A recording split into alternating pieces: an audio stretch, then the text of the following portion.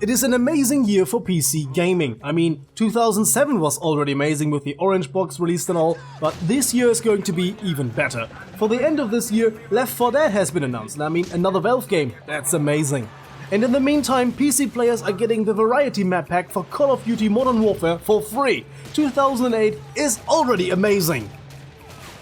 Oh, it seems like I have the wrong article here. 2017. But yeah, it's still true. A map pack has been announced for the Call of Duty Modern Warfare remake, set to be released on the 21st of March. PC players, of course, have to wait a month longer. So Call of Duty Modern Warfare Remastered will get its first DLC. As said previously, Modern Warfare has a special place in people's hearts, because for the first time it took us to the modern battlefield. And oh god, the campaign, it felt like playing an action movie. We were all so stunned back then. But nowadays, the same game comes out every year, and many people lost their interest, me included. The game is being kept alive by an incredibly dedicated fanbase, which apparently likes repetitive shit. When the remake of Modern Warfare was announced, many people, me included again, were hyped, simply because we wanted the old feeling back. And admittedly, they managed to pull it off quite well. It almost feels like playing the old game, with better visuals of course. And the fun would have been perfect if not for the missing server browser, the missing anti-cheat system, and the incredibly annoying loading time when starting the game for the first time. Adding to this, of course, all the other issues mentioned in previous videos. I am asking myself, which monkeys made the decision to lock the game to 91 FPS on the computer? But let's go back to today's topic, and to transition to that, I will just quote what I said in a previous video: Steam's lack of quality control, shady developers, and more.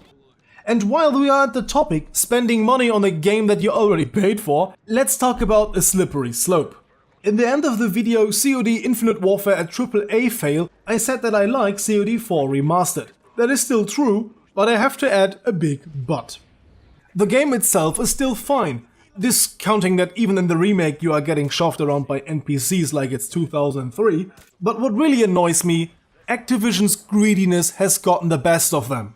Not only did they bundle up the supposed good game with the ever-repetitive yearly shit, no, now they added microtransaction to a re-released old game.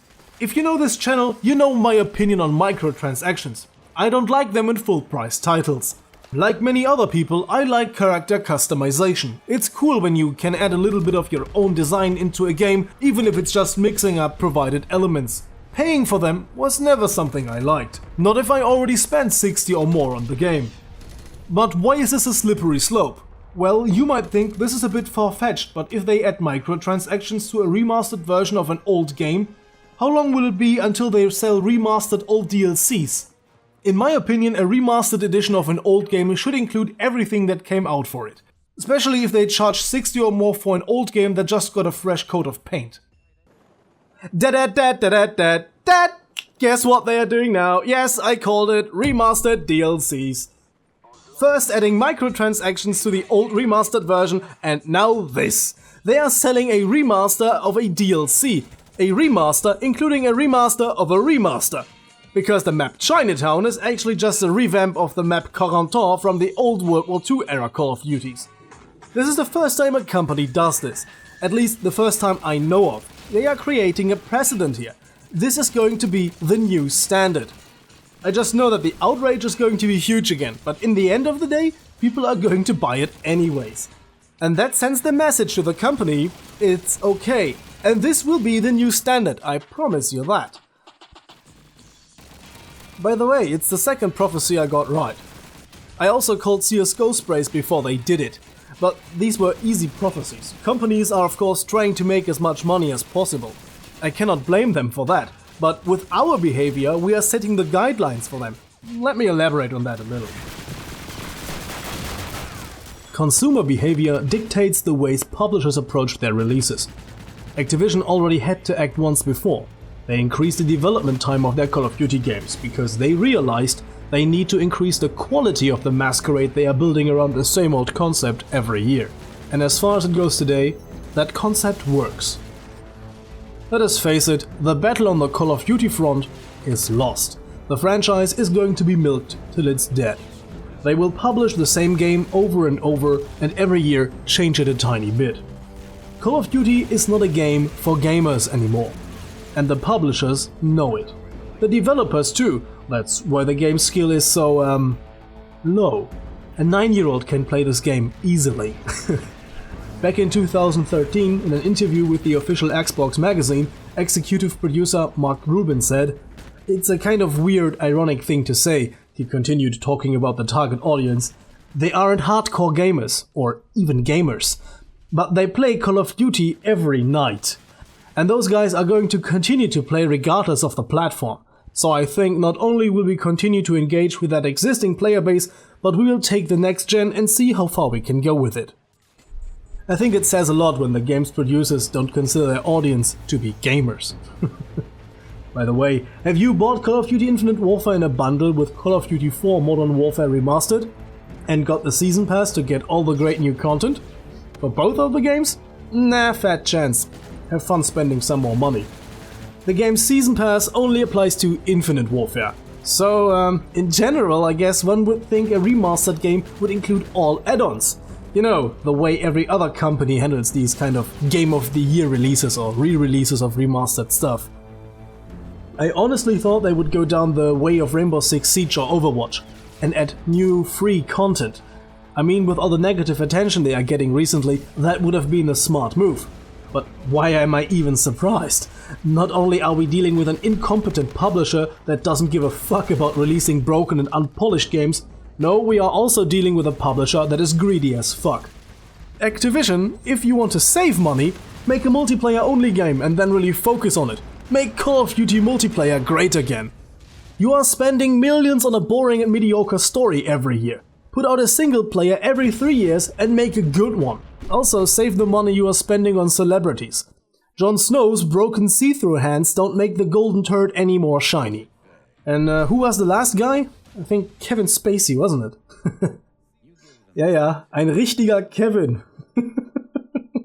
I think we'll wrap this up and press F to pay respect here. So, yeah, let's wrap this up. The fanboys will buy the DLC, normalizing this, and then we'll come to the future with remastered DLCs. I guess it's time to let Call of Duty wander out into the woods and let it die. Everyone, abandon ship. And this game series started so nicely. Press F to pay respect. Yes, after I recorded this video, I read some more about the player and sales statistics of the franchise, and also about the upcoming Call of Duty for this year, and I thought of adding that here instead of making a separate video about it. So here we go.